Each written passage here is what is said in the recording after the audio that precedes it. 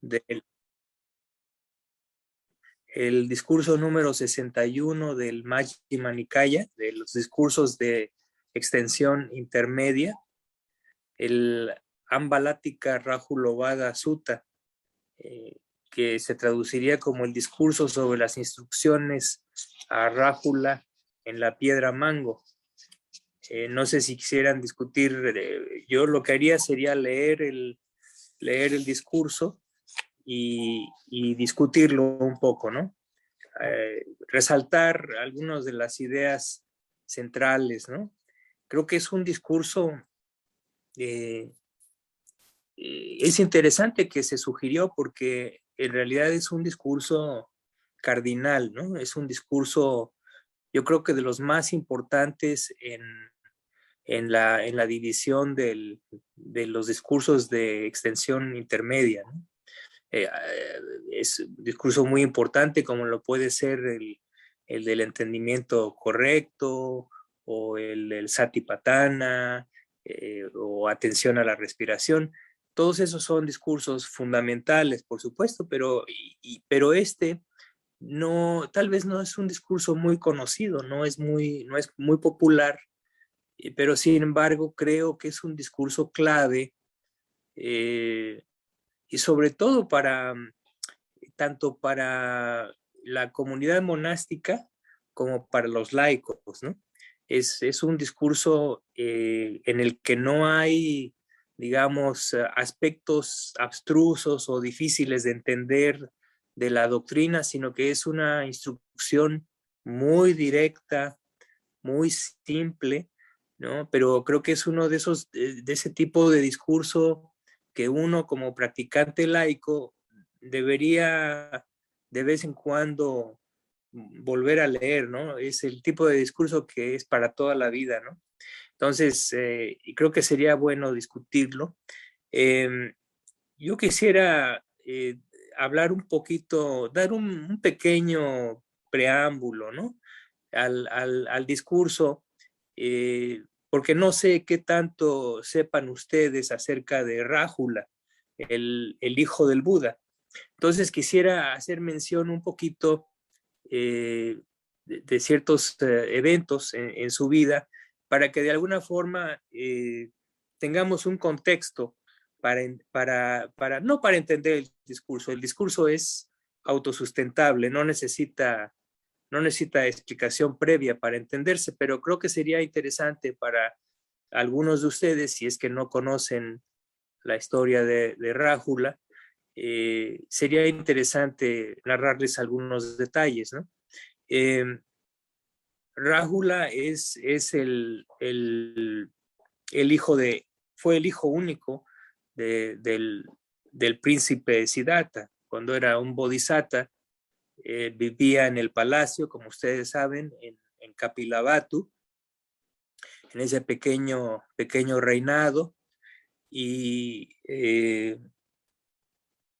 como saben ustedes la historia, en forma muy sencilla, él llega a cierta madurez de edad, a cierta madurez espiritual, y es cuando él decide dejar el palacio, irse del palacio, dejar atrás a su familia, dejar atrás todos sus privilegios que le conferían su nobleza, y decide irse a buscar la, la verdad, ¿sí? La liberación con respecto al sufrimiento, ¿no? Ahora, la historia nos dice que cuando él ya realmente estaba muy interesado en irse a la vida sin hogar, a la vida de un sámana, de una asceta, él ya estaba casado, ya tenía su esposa, que se llamaba Yasódara, y tenía un hijo recién nacido prácticamente, ¿no? Él nombra a su hijo Rájula. Ahora, Rájula es un nombre interesante porque digamos que la traducción al español sería algo así como grillete o atadura, ¿sí? Y él le da ese nombre precisamente porque él, estando dentro de su problemática existencial, dentro de su búsqueda espiritual, se da cuenta de que la vida hogareña, el tener esposa e hijos, ata a la persona, ¿no?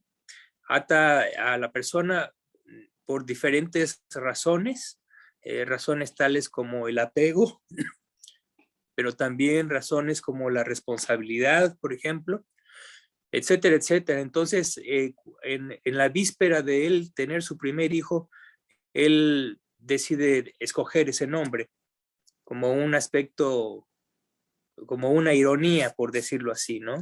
Ya que él estaba activamente tratando de desembarazarse de la vida de la corte y de la vida familiar y hacer un cambio radical, ¿no?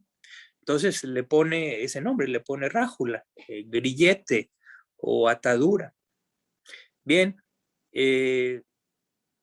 pero en relación a rájula, claro, el Buda se va, pasa esos 6 años de ascetismo, buscando la liberación, no la encuentra, finalmente decide cambiar su estrategia y se ilumina en el árbol Bodhi. Tiempo después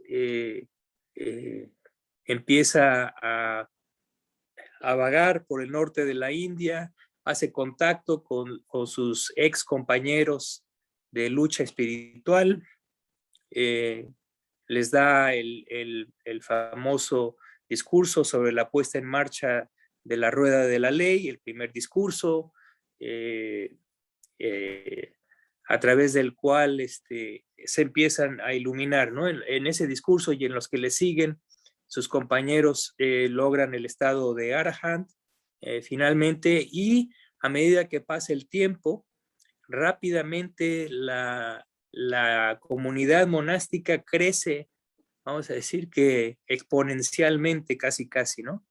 Porque él solía viajar de una villa, de un pueblo a otro y residir temporalmente en esos lugares, y en el proceso se le unían gran cantidad de hombres y mujeres, ¿sí? De manera que la comunidad monástica se nutría entonces en gran medida, ¿no? De esa forma. Pasa un tiempo y finalmente él decide que es tiempo, que es el momento adecuado de regresar a Kapilavatthu, vamos a decir que su lugar, el lugar donde había residido la mayor parte de su vida, ¿no? Y visitar a sus familiares, ¿sí? Entonces se dice que él de alguna forma se anuncia su inminente llegada, entonces hay un gran emoción entre todos los familiares y la corte, porque el otrora príncipe iba a regresar ya no como un príncipe de la nobleza, de los saquias, sino como un Buda, ¿no? Ya su fama había crecido y se sabía que él era ya un, uh, un iluminado, un ser completamente iluminado, un Buda, ¿no? Entonces había mucha expectativa. En el momento en que él entra en el palacio, por supuesto, hay una gran conmoción y todo el mundo quiere hablar con él, todo el mundo lo quiere ver.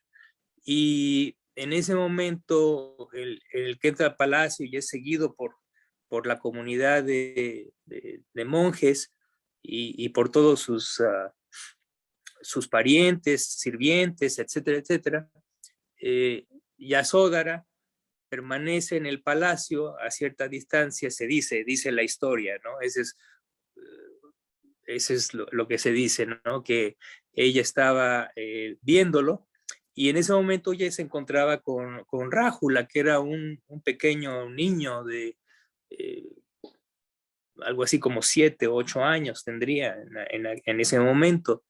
Y Rájula entonces a través de la ventana está con su mamá y ve la conmoción y le pregunta a su mamá, ¿quién es ese personaje al que todo el mundo le está haciendo reverencia y al que todos siguen? Y le dice, ese es tu papá. Entonces se queda muy sorprendido el niño y la mujer le dice, él le pregunta, ese es mi papá entonces. Sí, es tu papá. Es más, dice, en este momento tú deberías ir a rendirle respeto, a saludarlo y aprovecha para pedirle tu herencia, ¿sí? En un arrebato un poquito de, tal vez de resentimiento, ¿sí? Sabiendo que ahora él tenía la fama de ser un sámana, una seta, que no poseía más que sus túnicas y su cuenco, ella irónicamente le dice, ve y pídele tu herencia a tu padre, ¿no? Como si todavía fuera un príncipe en la corte, ¿no? Y entonces el niño sale y se acerca al Buda, eh, llega, lo jala de su túnica para llamar la atención y el Buda voltea a verlo y Rájula le dice, dice mi mamá que me des mi herencia. Y entonces el Buda, por supuesto, no se inmuta en lo más mínimo y en ese momento, si no me equivoco, le dice al venerable Sariputta, le dice, Sariputta, en este momento ordena a Rájula. Y entonces ahí y entonces en ese momento Sariputta procede a ordenar a Rájula como discípulo monástico, ¿sí? como un novicio, porque a su edad, por supuesto, de acuerdo con el Vinaya, no es posible ordenar a un menor de edad como con la ordenación completa, pero le dan, eso sucede hasta los 20 años, de acuerdo con el Vinaya, pero le dan, en ese momento lo ordenan como novicio, ahí mismo le cortan el pelo y le dan su túnica azafrán y su cuenco. Y entonces le dice el Buda, esta es tu herencia, te estoy dando tu herencia. Sí, ahora ya no es una herencia económica o de poder, es la herencia del Dhamma, que es lo que le da a Rájula y se lo lleva al monasterio, se lo lleva de regreso, después de la visita se lo lleva junto con los demás monjes ya a vivir con él como un sámana, como una seta. Entonces, un giro totalmente inesperado, por supuesto, para la mujer, para Yasódara, que no se dice mucho, no se dice nada, que yo sepa en los comentarios, pero debió haber sido un poquito un shock, ¿no? Si bien es cierto que más adelante sabemos también, por todas las referencias que existen, que más adelante, años más tarde, Yasódara también acaba por ingresar a la orden monástica, al igual que todos los primos hermanos del Buda, todos, como ustedes saben, Ananda, Nanda, eh, y los demás primos, todos ingresan a la orden como monjes, ¿no? Básicamente, casi todos los familiares y sirvientes acaban ordenándose como monjes y monjas, ¿no? En la orden del Buda, pero bueno, se lleva entonces a Rájula y ese es el principio de la vida de Rájula como monje, ¿no? Entonces todavía tiene que esperar varios años para que le den la ordenación completa, pero ya desde una muy temprana edad él es entrenado, ¿no? Por el Buda y sus discípulos más prominentes. De hecho, nuevamente, años más tarde, Rájula se va a distinguir, se va a distinguir en la orden monástica en el sentido de que fue declarado por el Buda como el discípulo monástico que más fácilmente aceptaba digamos, una corrección, una observación para corregir su comportamiento, ¿no? De manera que eso quiere decir que Rájula ya tenía una naturaleza, en su naturaleza era una persona muy humilde y muy receptiva en cuanto a la instrucción. Entonces, hay otras historias en el canon que ejemplifican esta cualidad sobresaliente de Rájula, ¿no?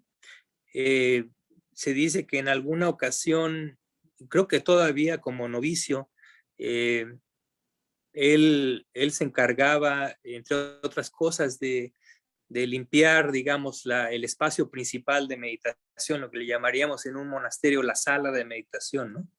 Entonces, al final del día, él, digamos, era el responsable de poner todo en orden, y en la mañana, más temprano que cualquier otro monje, él se tenía que levantar y arreglar los asientos y poner todo en orden para las formalidades que tendrían en forma diaria la comunidad monástica, ¿no? Se dice que entonces en una ocasión le jugaron una broma sus compañeros monjes, ¿no? Rájula hace su tarea, pone todo en orden, barre, pone los asientos, los ordena, deja todo impecable, y en un momento dado sale de la sala y sus compañeros, antes de que se iniciara algún procedimiento, alguna sesión, lo que hacen es poner todo en desorden. Hacen un verdadero tiradero en lugar, de manera que cuando los monjes se empiezan a ingresar al lugar, se iban a dar cuenta de que eso era un desastre, y claro, Rájula iba a ser a quien iban a culpar, ¿no? De no tener todo en orden, ¿no? Entonces, cuando empiezan a regresar los monjes, Rájula es uno de los primeros que regresa y se da cuenta de que todo es un desastre.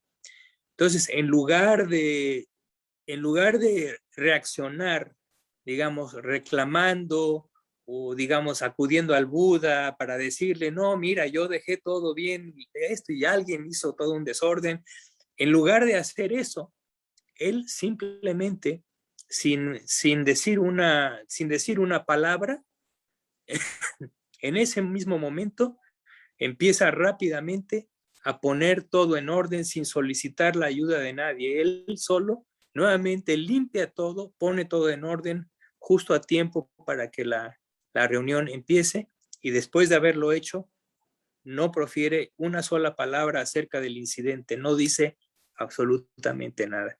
Entonces, sus compañeros, los monjes, inclusive aquellos que diseñaron la broma, se quedan estupefactos, ¿no? Se quedan realmente sorprendidos de la nobleza, ¿no? De Rájula, que no se queja en absoluto de lo que...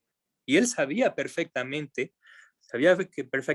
que esa había sido una acción intencional por parte de sus compañeros. Sin embargo, no sospecha de nadie, no culpa a nadie, y simplemente se aboca a hacer su labor nuevamente, ¿no?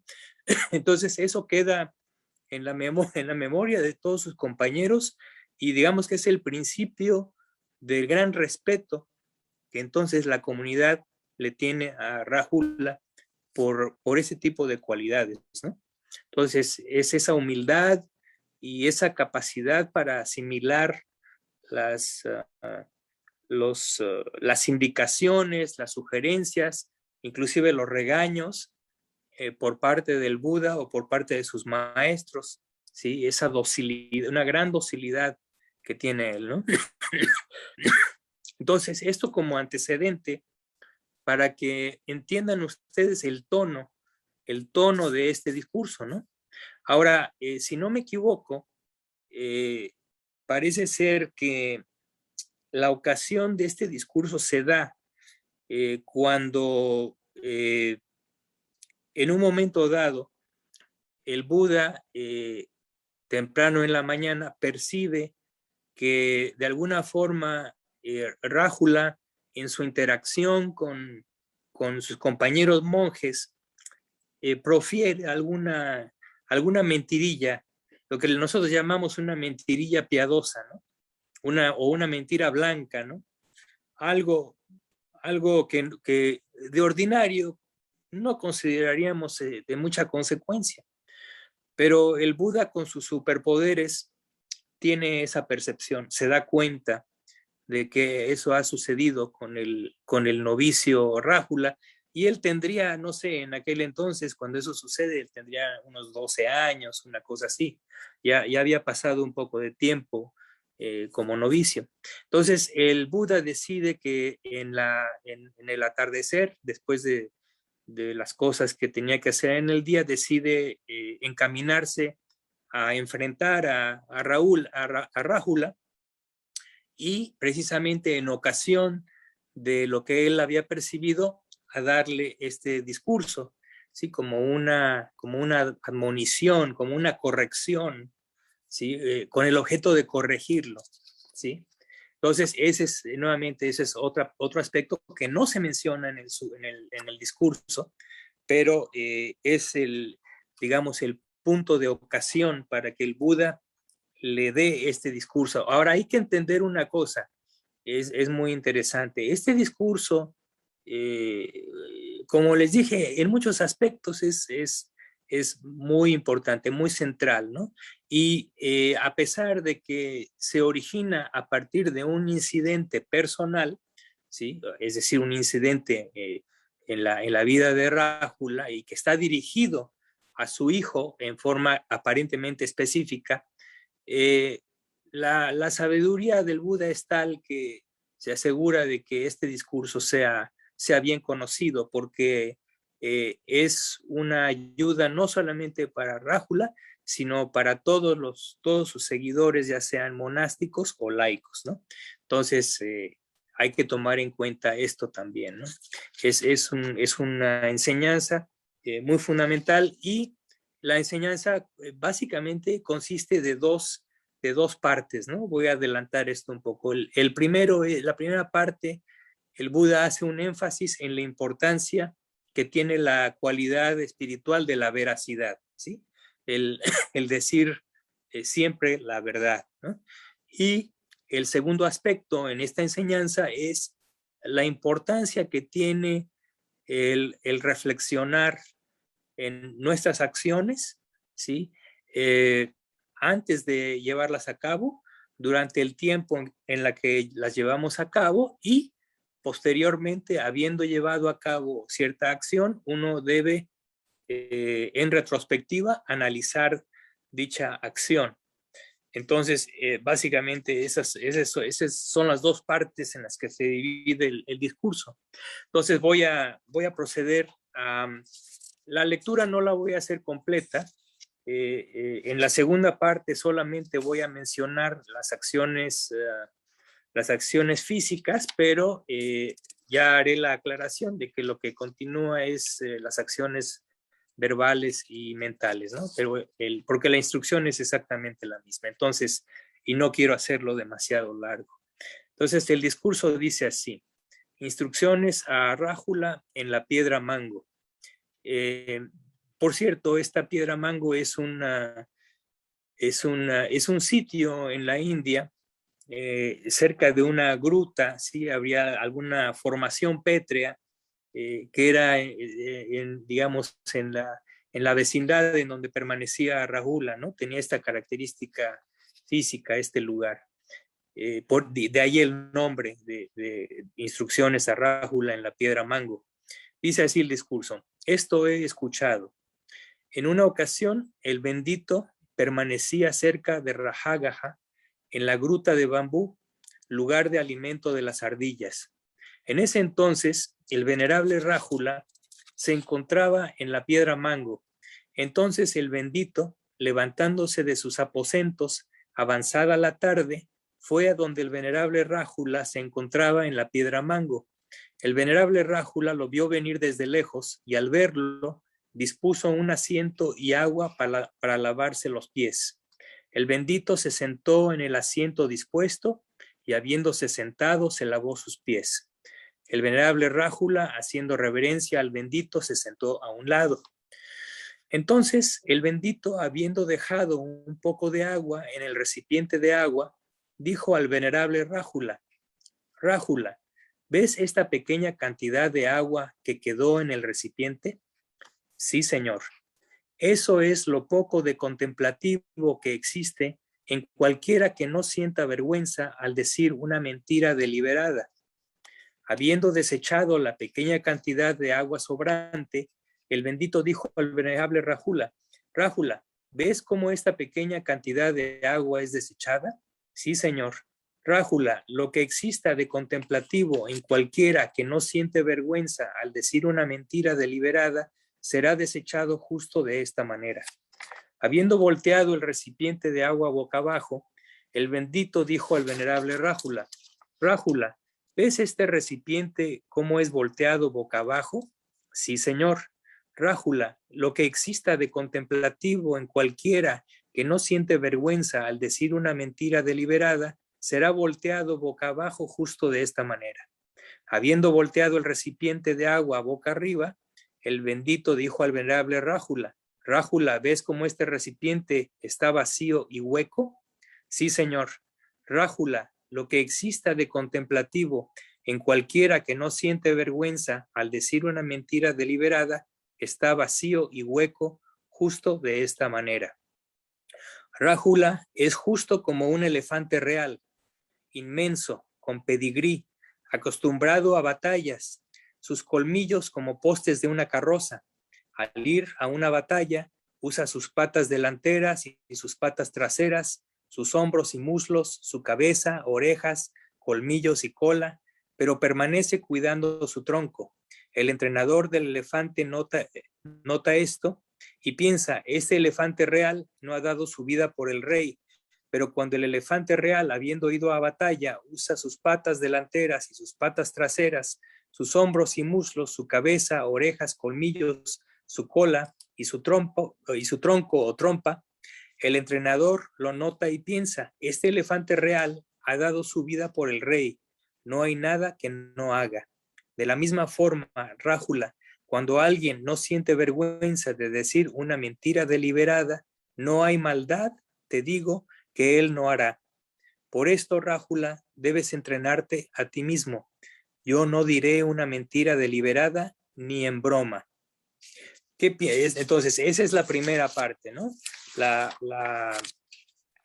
Le llama la atención en este punto central, ¿sí? Para que Rájula entienda lo fundamental que es básicamente para un contemplativo el proferir una mentira destruye su carrera de contemplativo, ¿no? Ese es el tipo de gravedad que implica para tal tipo de persona proferir una mentira en forma deliberada, ¿no?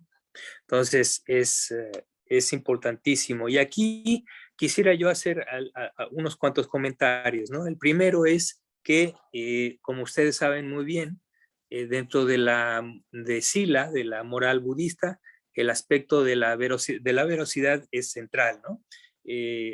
A tal punto que es parte del el cuarto precepto, ¿no? Uno se abstiene de decir mentiras, ¿no?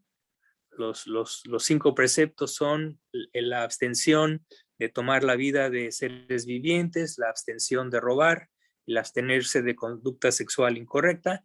El cuarto precepto es el abstenerse de decir mentiras y el quinto es el abstenerse de ingerir intoxicantes que causen negligencia, ¿no?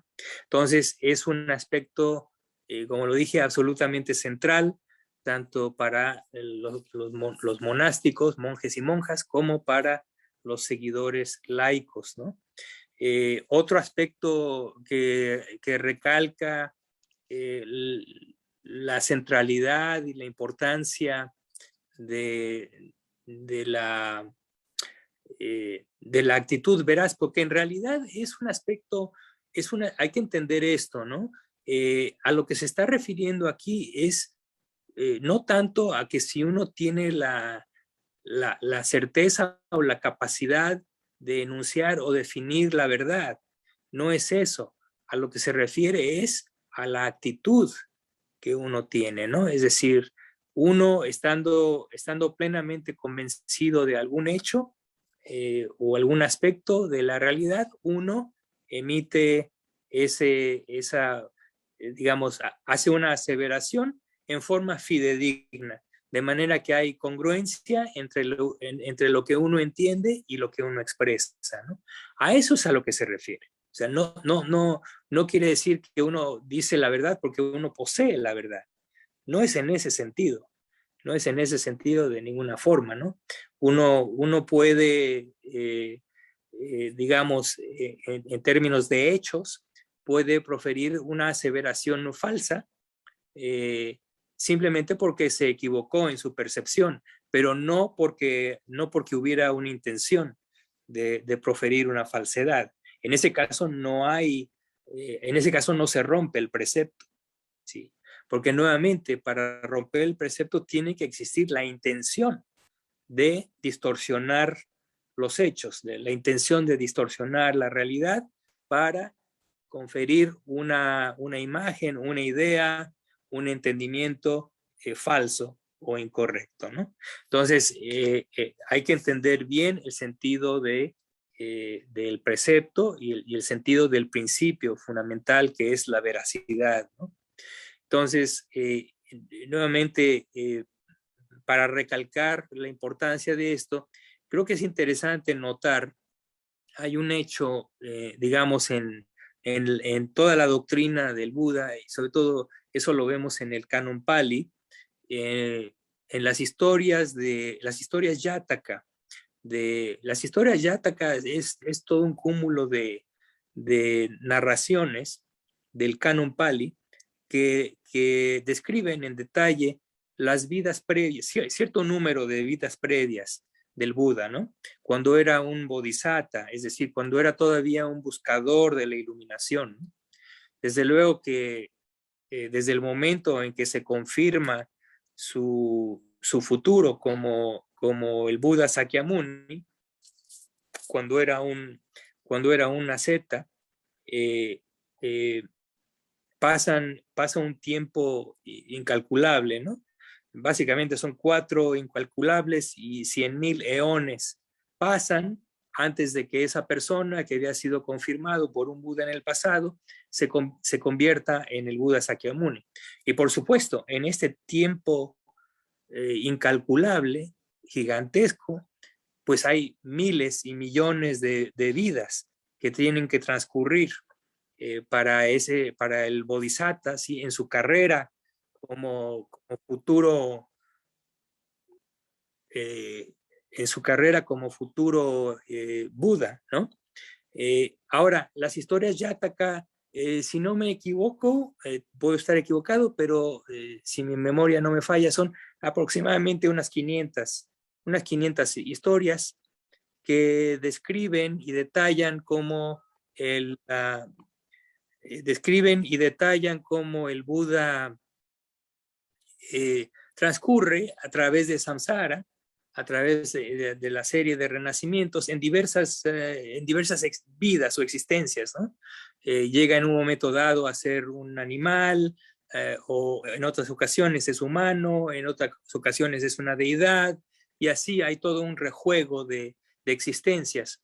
Y a lo largo de esta carrera del Bodhisattva a través de samsara, por supuesto, y está ejemplificado en estas historias en las que nos llegaron, que en muchas ocasiones el Bodhisattva rompe los preceptos, ¿no?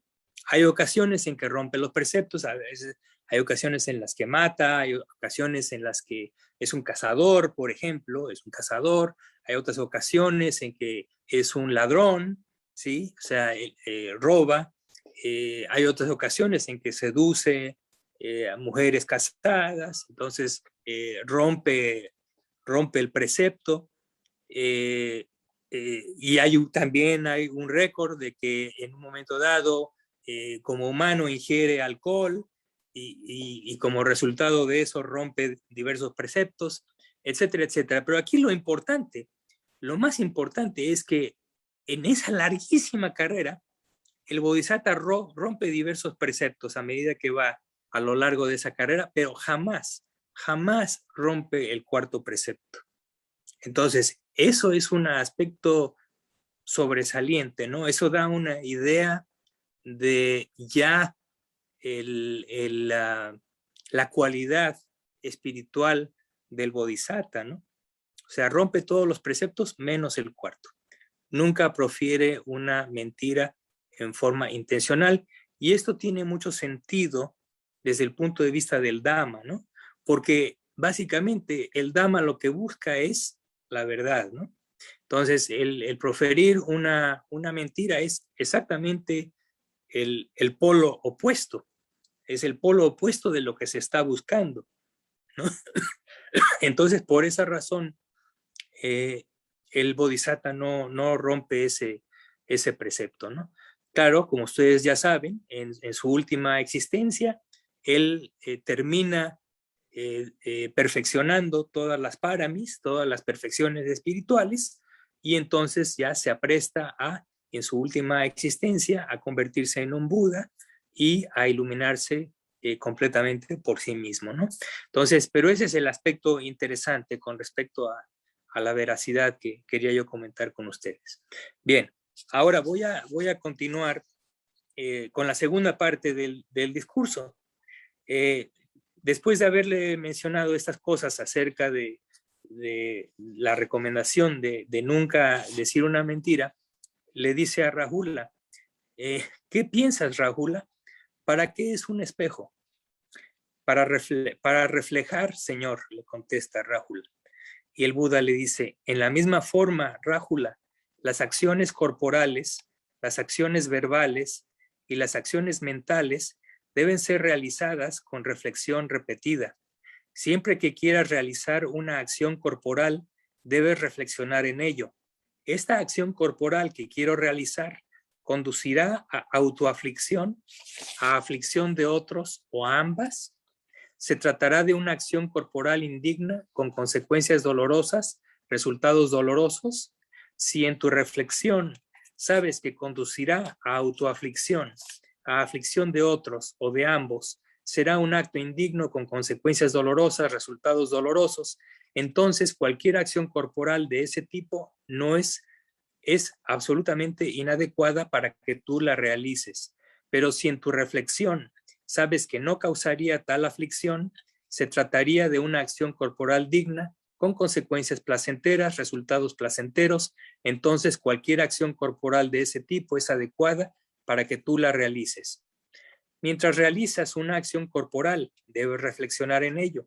¿Esta acción corporal que estoy realizando conduce a autoaflicción, a aflicción de otros o a ambas? ¿Se trata de una acción corporal indigna con consecuencias dolorosas, resultados dolorosos? Si en tu reflexión sabes que conduce a autoaflicción, a aflicción de otros o de ambos, es un acto indigno con consecuencias dolorosas, resultados dolorosos, entonces debes abandonar la acción. Pero si en tu reflexión sabes que no causaría aflicción, se trataría de una acción corporal digna con consecuencias placenteras, resultados placenteros, entonces puedes continuar con ella. Ahora, habiendo realizado una acción corporal, debes reflexionar en ello. ¿Esta acción corporal que realicé condujo a autoaflicción, a aflicción de otros o a ambas? ¿Se trató de una acción corporal indigna con consecuencias dolorosas, resultados dolorosos? Si en tu reflexión sabes que condujo a autoaflicción, a aflicción de otros o de ambos, era un acto indigno con consecuencias dolorosas, resultados dolorosos, entonces debes confesarlo, revelarlo, exponerlo abiertamente al maestro o a algún compañero reconocido en la vida santa.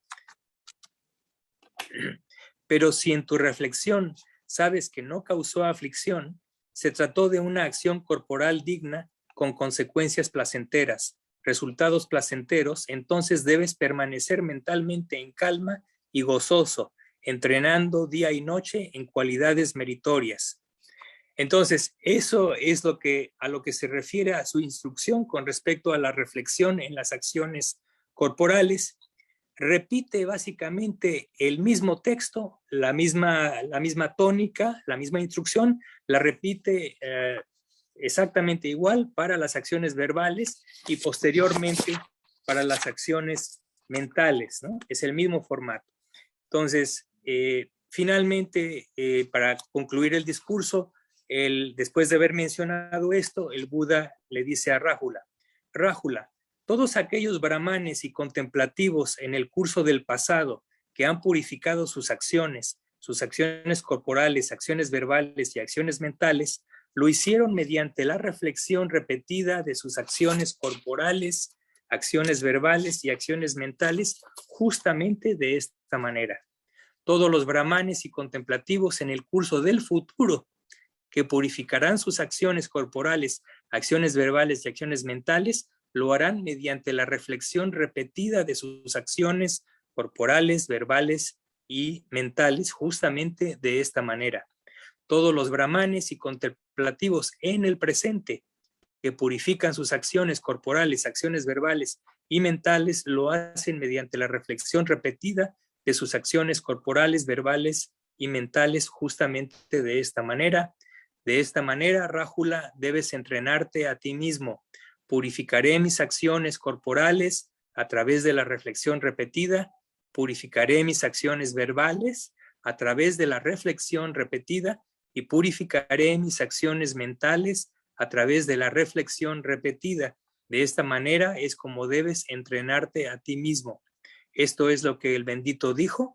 Gratificado, el venerable Rájula se deleitó en las palabras del bendito. Entonces, esa es la instrucción a Rájula.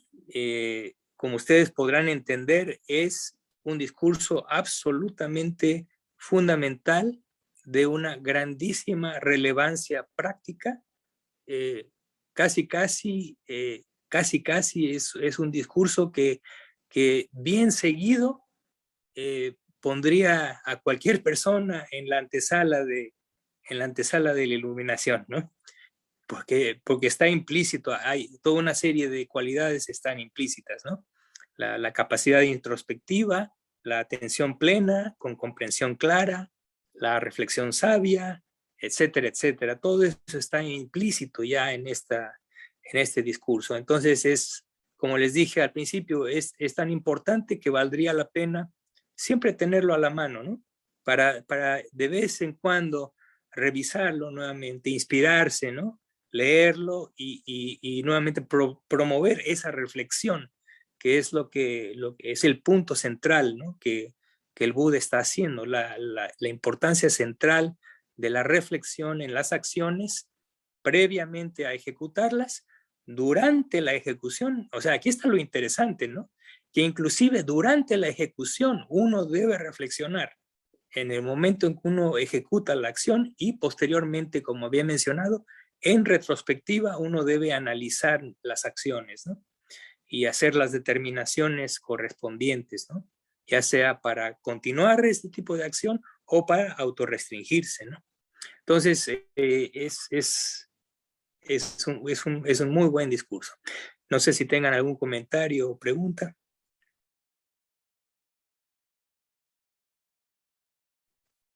A ver, no sé si alguno de los compañeros quiere hacer alguna pregunta al respecto.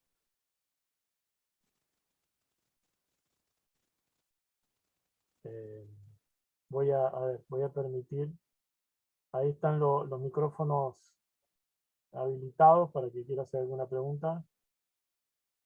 Bueno, si no, yo sí tengo una pregunta, Miguel. Sí. En relación a lo relacionado con la veracidad del uso de la palabra, ¿no? El uso de la verdad mencionada. Se manifiesta de varias formas esto, ¿no? O sea, hay varias maneras en las que uno ejerce el habla correcta y particularmente esto de la verdad. ¿Qué sucede cuando un individuo está consciente de que hay un evento que se está interpretando o distorsionando por parte de un tercero de forma incorrecta, deliberada, que trae consecuencias, digamos, negativas, pero que el individuo decide no participar? Eso es un acto también de complicidad en esa mentira. Porque ahí entra la reflexión también en ese caso, ¿no? Claro, claro, sí, ustedes saben que los preceptos, en los preceptos hay no solamente es el aspecto de que uno se abstiene, de que uno se abstiene eh, de ciertas acciones, ¿no? Que están marcadas por el precepto, ¿no? Eso es lo que comúnmente entiende la mayor parte de la gente, ¿no? Pero en realidad es un ámbito mucho más amplio porque incluye también el no condonar. Uno de los aspectos es precisamente el no condonar la ruptura de los preceptos, ¿no? Entonces, ahí esa es decir, uno de alguna forma manifiesta su oposición cuando uno atestigua que un precepto está siendo roto, ¿no? Si, por ejemplo, atestiguamos que alguien está matando animales, entonces uno no aprueba de eso y lo puede hacer de muchas formas, ¿no? Digo, lo puede hacer, cada caso es diferente, ¿no? Lo puede hacer verbalmente o físicamente puede impedir o verbalmente puede tratar de convencer a la persona de no hacerlo, etcétera. O puede simplemente instrumentar toda serie de obstáculos para que no pueda llevarse a cabo esa acción, etcétera, etcétera, ¿no? Vamos, cada evento es particular y requiere de una particular forma de enfrentarlo, ¿no? Entonces, en ese sentido, ese es un aspecto, ¿no? La no ruptura del precepto, la no condonación y la tercera parte, podríamos decir, con respecto a los preceptos, es la promoción de la cualidad opuesta, ¿no? En el caso de, por ejemplo, del abstenerse de matar, uno entonces, de alguna forma, protegería la vida de los seres en forma ya sea pasiva o activa, ¿no? Los dos aspectos, el pasivo y el activo, uno promovería la, la, este, la permanencia de la vida de los seres, ¿no?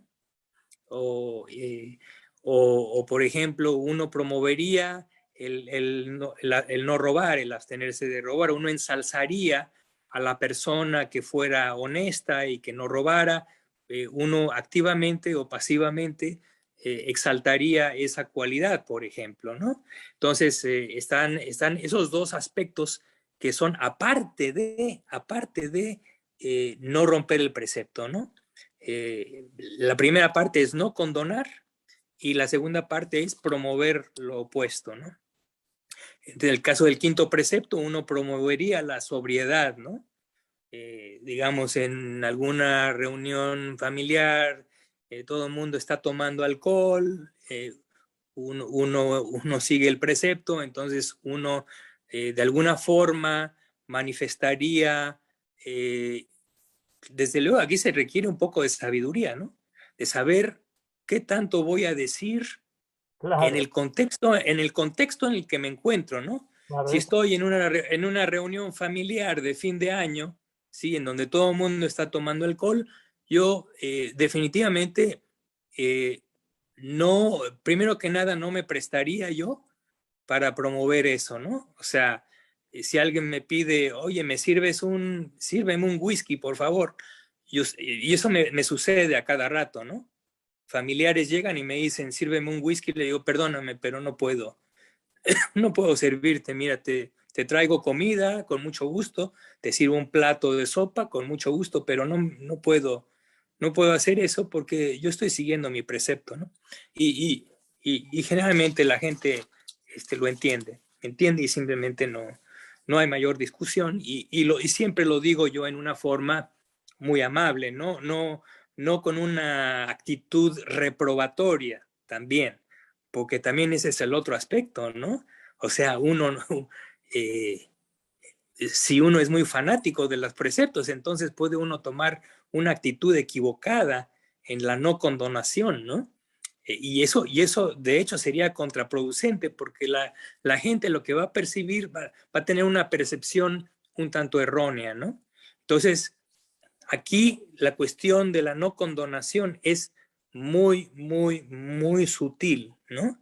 Y a veces, muchas veces, lo que se requiere es de una paciencia infinita, ¿no? O sea, muchas veces, inclusive, digamos, como un objetivo a largo plazo, si uno sabe que la persona en forma recurrente, nosotros vamos a atestiguar esta situación en forma recurrente, muchas veces la aproximación debe hacerse en forma sumamente cautelosa, dando tiempo para la ocasión adecuada por ejemplo, inducir en forma indirecta, en un diálogo, en una expresión o inclusive en un mensaje de lenguaje corporal, inclusive a veces puede también ser un instrumento activo, ¿no? Para promover un precepto, ¿no?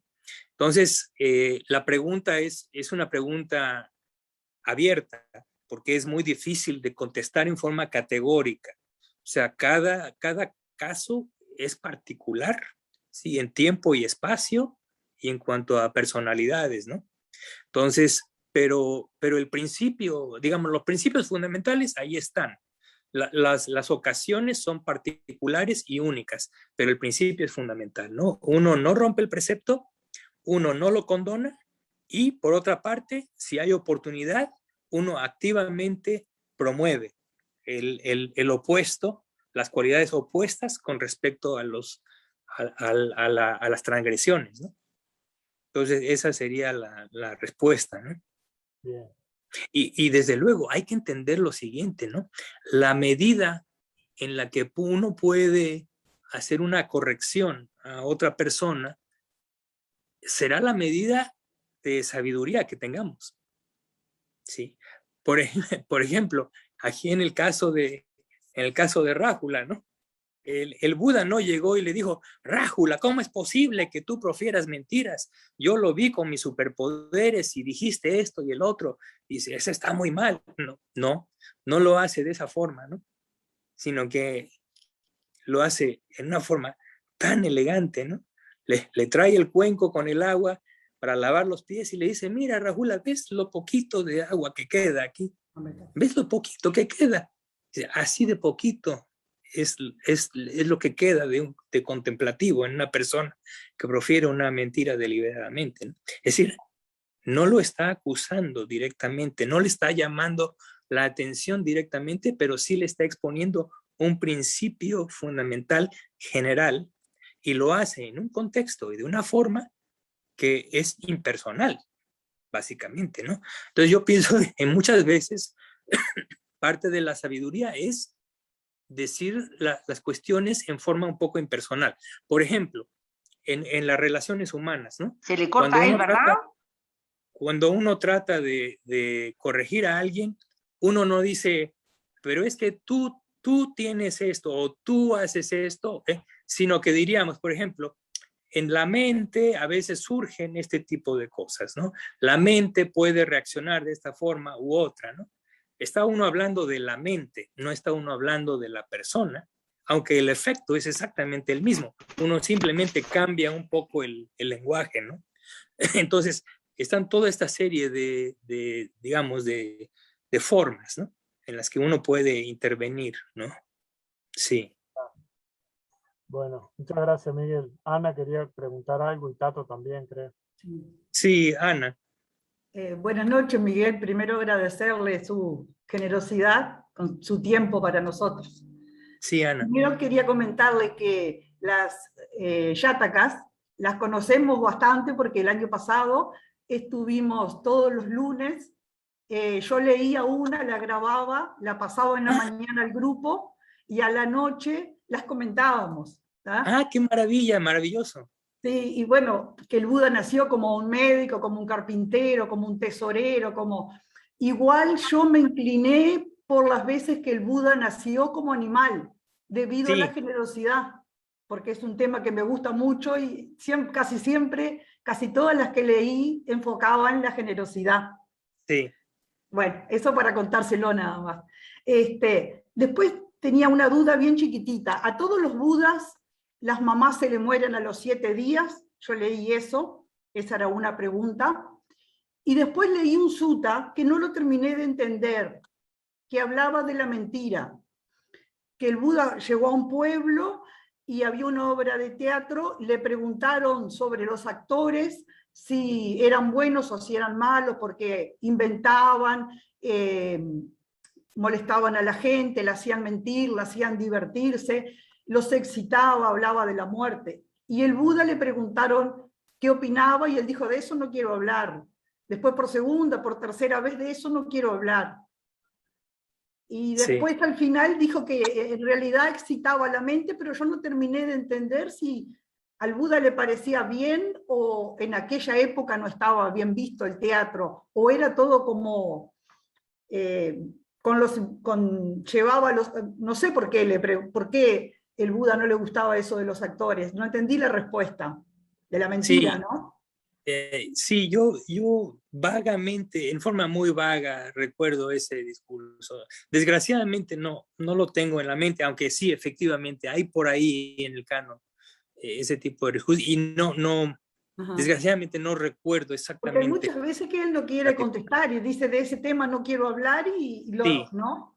Sí, cuando él dice que no quiere hablar de algo, es porque es mejor no decir nada. Y tiene que ser hasta la tercera ocasión en que se le pregunta, digamos que esa es la ley, que cuando a un Buda se le pregunta por tercera vez, entonces el Buda da una respuesta, ¿no? Pero sí, generalmente es algo que no tiene ni por qué comentarse, ¿no? Básicamente no. Lo voy a buscar para leerlo nosotros. Sí, a ver si lo pudieras encontrar, sería interesantísimo a ver si es posible para la semana que entra, si lo encuentras, que nos lo hagas saber. Porque sería... hablaba sobre la mentira, que el Buda decía que era como un embriagante para las personas. No recuerdo bien. Algo así, probablemente sí, por el hecho de que, sí, por ejemplo, los monjes y monjas no se les está permitido presenciar espectáculos y cosas de ese tipo, ¿no? Precisamente porque distorsionan la mente, ¿no? Sí, efectivamente. Y la otra pregunta, sí, creo que tienes toda la razón. Aparentemente, ese también es una ley universal, de que todos los budas a los 7 días muere la progenitora, la mamá. Sí, exactamente. Si no, es como, hay ciertas leyes del universo, como esa, por ejemplo, o como la otra ley que dice que no pueden existir dos Budas completamente iluminados por sí mismos, no pueden existir al mismo tiempo en el universo, ¿no? Solamente uno puede, ¿no? Entonces son cierto tipo de leyes, ¿no? Como las leyes físicas, pero sabemos que son la ley superior, ¿no? La ley del Dhamma, el Dhamma Niyama, ¿sí? Entonces algunas de ellas pudieran parecer extrañas, pero así es como son. Sí. Gracias, Miguel. Dejo a los compañeros. Ítalo, ¿tenías una pregunta, Ítalo? Hola, buenas noches a todos. ¿Cómo andan? Buenas noches, Ítalo. Me quedé pensando un poco en la estructura del sutta ese, porque fundamentalmente yo lo veo como justamente la puesta en acción, la puesta en juego, ¿no?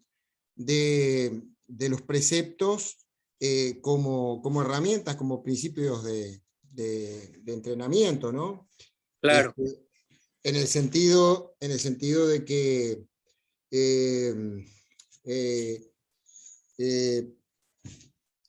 como un poco tú decías,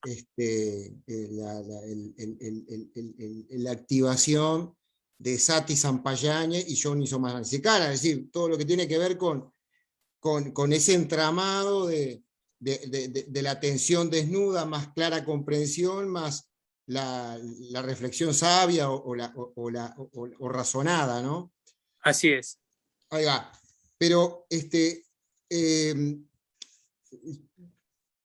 la práctica de los preceptos, independientemente de cuán uno puede tener desarrolladas esas cualidades y de alguna manera esos logros, tiene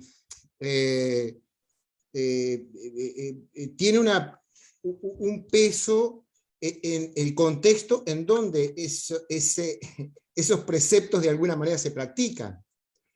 Le estoy hablando en situaciones que pueden ser muy diversas, ¿no? Pueden ser una persona que cae en prisión, una persona que está en una situación de calle, una persona que está en situación extrema de pobreza, de hambruna, de migración, de marginación, un refugiado, etcétera, etcétera.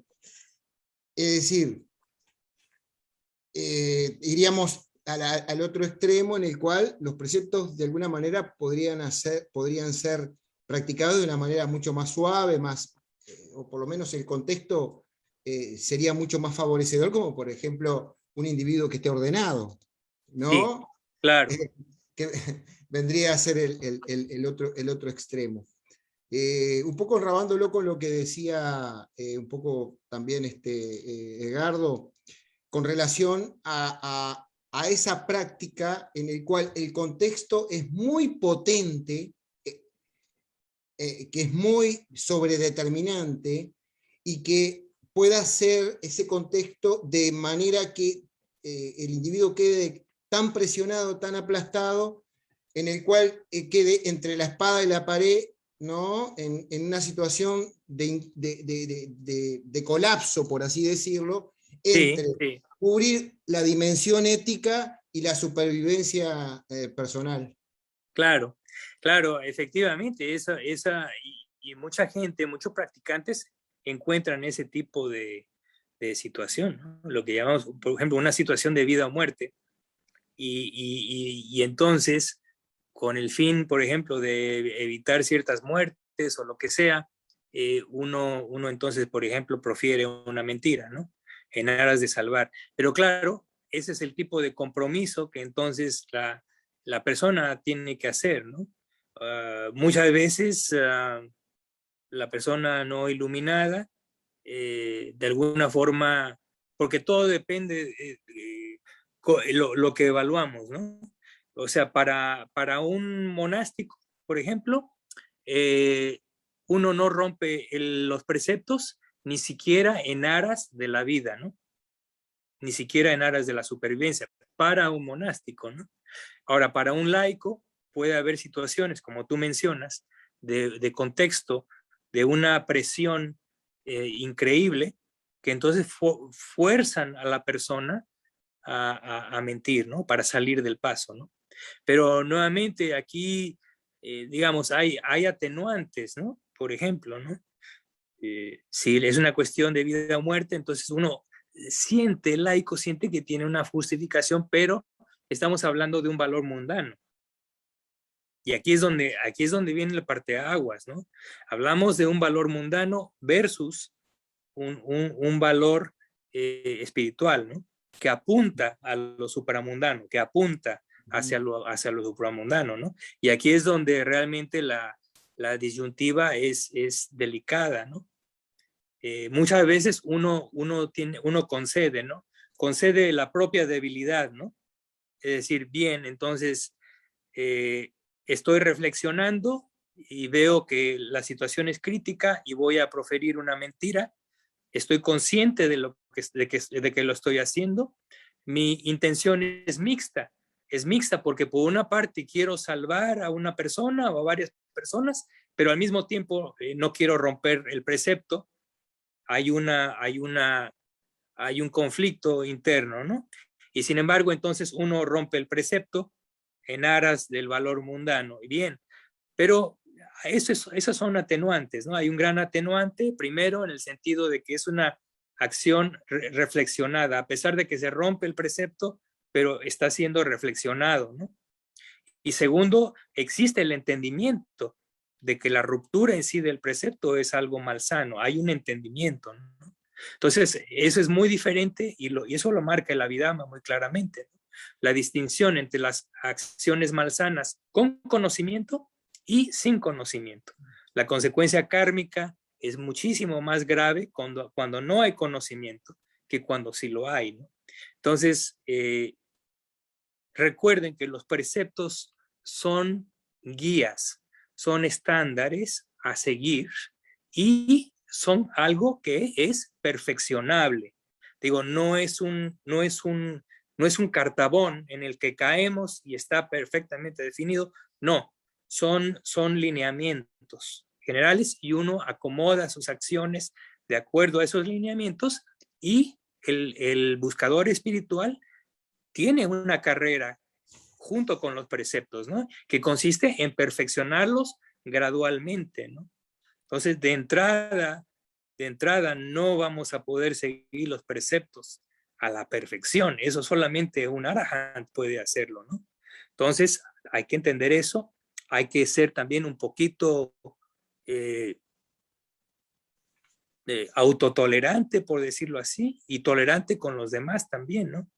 Entender que hay situaciones que son difíciles, hay que entender que estamos a un cierto nivel de desarrollo espiritual y saber sobre todo lo que es muy importante, y lo menciona en el discurso, cuando se rompe, cuando hay una transgresión, uno la expone, ¿sí? Uno la da a saber, eso quiere decir que uno acepta que uno ha roto un precepto, pero segundo, y muy importante, es que habiéndolo hecho y habiéndolo concientizado, uno hace la determinación de no volverlo a hacer.